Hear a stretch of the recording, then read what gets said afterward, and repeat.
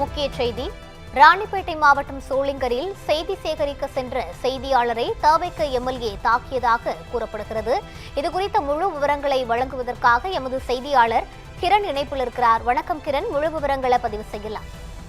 வணக்கம் ரூபி. சமீபத்தில் நடிகரும் தமிழக முதல்வருமான ஜோசப் விஜய் நடித்து வெளியான ஜனநாயகன் திரைப்படத்தை பார்த்துவிட்டு வெளியே வந்த ஷோலிங்கர் சட்டமன்ற உறுப்பினர் டாக்டர் கபிலிடம் படம் எப்படி இருந்தது என செய்தியாளர்கள் கேள்வி எழுப்பிய போது செய்தியாளரை தாக்க முயன்றதாக கூறப்படும் வீடியோ ஒன்று சமூக வலைதளங்களில் வெளியாகி பரபரப்பை ஏற்படுத்தியது.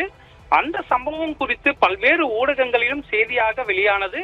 அதன் பின்னர் அந்த வீடியோவை யார் வெளியிட்டது, தகவலை யார் வழங்கினர் என்பது குறித்து சட்டமன்ற உறுப்பினர் விசாரித்து வந்ததாக கூறப்படுகிறது. இந்நிலையில் அந்த வீடியோ தொடர்பாக இளைஞர் ஒருவர் தாக்கப்படுவதாக தகவல் கிடைத்ததை தொடர்ந்து தினகரன் செய்தியாளர் அரங்கநாதன் மற்றும் தினமலர் செய்தியாளர் கல்யாண சுந்தரம் ஆகியோர் சம்பவ இடத்திற்கு சென்று செய்தி சேகரிக்க முயன்றனர். அப்போது இரு செய்தியாளர்களும் சட்டமன்ற உறுப்பினர் டாக்டர் கபில் தாக்கியதுடன் கடைக்குள் அழைத்து சென்று மிரட்டியதாகவும் தகாத வார்த்தைகளால் அவதூறாக பேசியதாகவும் கூறப்படுகிறது. மேலும் ஷோலிங்கர் காவல் நிலையத்தில் பணியாற்றி வரும் உதவி ஆய்வாளர் முனீர் பாஷா எம்எல்ஏவுக்கு ஆதரவாக செயல்பட்டு செய்தியாளர்களை மிரட்டியதுடன் அவர்களிடம் இருந்த செல்போன்களில் பதிவாகி இருந்த வீடியோ காட்சிகளை வலுக்கட்டாயமாக அழித்ததாக கூறப்படுகிறது. பின்னர் செய்தியாளர்கள் அங்கிருந்து வெளியேற்றினர்.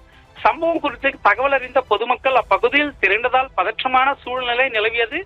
காயமடைந்த இரு செய்தியாளர்களும் முதலில் ஷோலிங்கர் அரசு மருத்துவமனையிலும் பின்னர் தினகரன் செய்தியாளர் அரங்கநாதனுக்கு பலத்த காயம் ஏற்பட்டுள்ளதால் மேல் சிகிச்சைக்காக வேலூரில் உள்ள தனியார் மருத்துவமனைக்கு மாற்றப்பட்டுள்ளார்.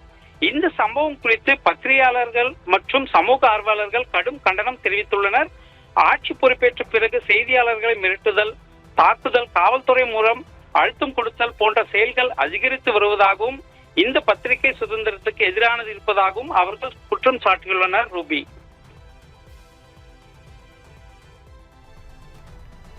விரிவான விவரங்களை வழங்கியமைக்கு நன்றி கிரண்.